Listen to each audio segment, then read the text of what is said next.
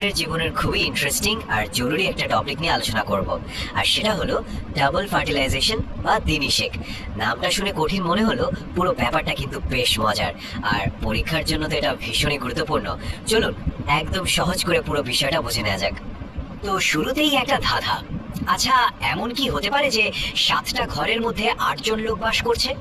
মানে 7টা কোষ, কিন্তু তার ভেতরে নিউক্লিয়াস আছে 8টা। হিসাবটা তো কিছুতেই মিলছে না, তাই না? এই অদ্ভুত রহস্যটাই কিন্তু লুকিয়ে আছে ভ্রূণস্থলীর মধ্যে, আর আজ আমরা এই রহস্যেরই সমাধান করব। তাহলে চলুন এই রহস্যময় ভ্রূণস্থলী বা এমব্রায়ো স্যাকের ভেতরে একবার ঢু মারা যাক। ভাবতে পারেন এটা একটা খুব ছোট্ট স্পেশাল একটা ঘর, আর সেখানে কিছু অদ্ভুত বাসিন্দা থাকে। এই ঘরের গঠনটা বুঝতে পারলেই কিন্তু আমাদের প্রথম ধাঁধার উত্তরটা পরিষ্কার হয়ে যাবে। আচ্ছা, প্রথমেই বলে রাখি, এই বিশেষ ঘরটার ভেতরে মোট কোষ আছে 7টা, একদম গুনে গুনে 7টা। এই সংখ্যাটা কিন্তু মাথায় রাখতে হবে। কিন্তু আসল মজাটা হলো, এই 7টা কোষের ভেতরেই নিউক্লিয়াসের সংখ্যা আবার 8টা। এখানেই তো ব্যাপারটা গন্ডগোলের মনে হচ্ছে, তাই না? 7টা ঘরে 8জন কিভাবে থাকবে? আর এই যে এখানেই আছে সেই রহস্যের সমাধান। দেখুন, এই ঘরের ঠিক মাঝখানে একটা বেশ বড় আর বিশেষ কোষ আছে, যার নাম কেন্দ্রীয় কোষ বা সেন্ট্রাল সেল। আর এই একটা কোষের ভেতরে দুটো নিউক্লিয়াস একসঙ্গে থাকে, এদেরকে বলে পোলার নিউক্লিয়াই। তাহলে হিসাবটা আবার মিলল তো?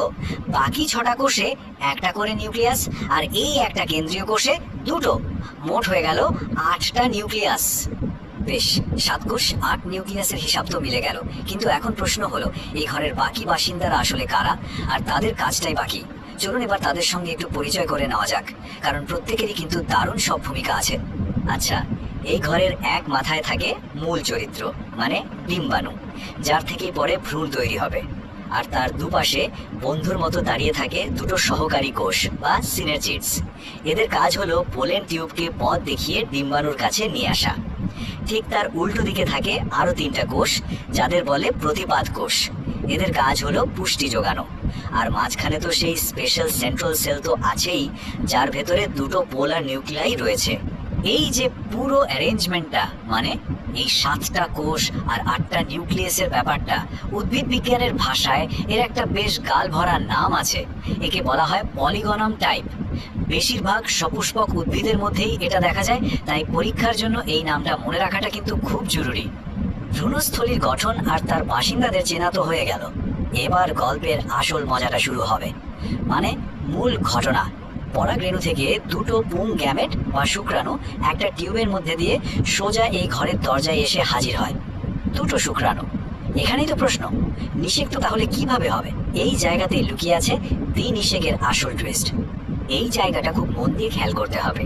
দেখুন, দুটো শুক্রাণুর মধ্যে প্রথমটা সোজা গিয়ে ডিম্বাণুর সঙ্গে মিলিত হয় আর তৈরি করে জাইগোট, যা হলো ডিপ্লয়েড বা 2n।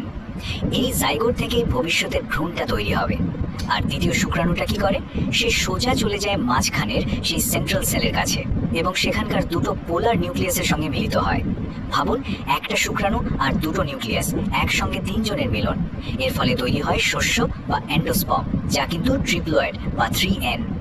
যেহেতু একই সাথে দুটো নিষেক ঘটলো, তাই এর নাম দ্বিনিষেক বা ডাবল ফার্টিলাইজেশন। তাহলে এই ডাবল ফার্টিলাইজেশনের ফলে কি দাঁড়ালো? দুটো দারুণ জিনিস তৈরি হলো। এক হলো জাইগোট, যা থেকে শিশু উদ্ভিদটা তৈরি হবে, আর 2 হলো শস্য বা এন্ডোস্পার্ম, যা হলো ওই শিশু উদ্ভিদের খাবার, মানে ওর টিফিন বক্স। প্রকৃতির কি অসাধারণ একটা প্ল্যানিং, তাই না? যতক্ষণ না নিষেক সফল হচ্ছে, ততক্ষণ কিন্তু উদ্ভিদ অকারণে বাচ্চার জন্য খাবার তৈরি করে শক্তি নষ্ট করে না। একেবারে পারফেক্ট একটা ব্যবস্থা।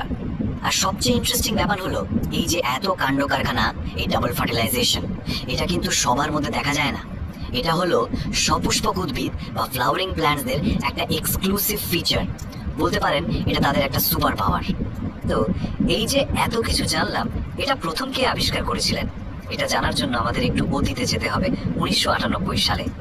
বিজ্ঞানী নাওয়াসিন প্রথম এই অসাধারণ প্রক্রিয়াটি আবিষ্কার করেন, আর আমাদের উদ্ভিদ জগৎকে দেখার একটা নতুন দিক খুলে দেন। বেশ, পুরো গল্পটা তো শোনা হলো।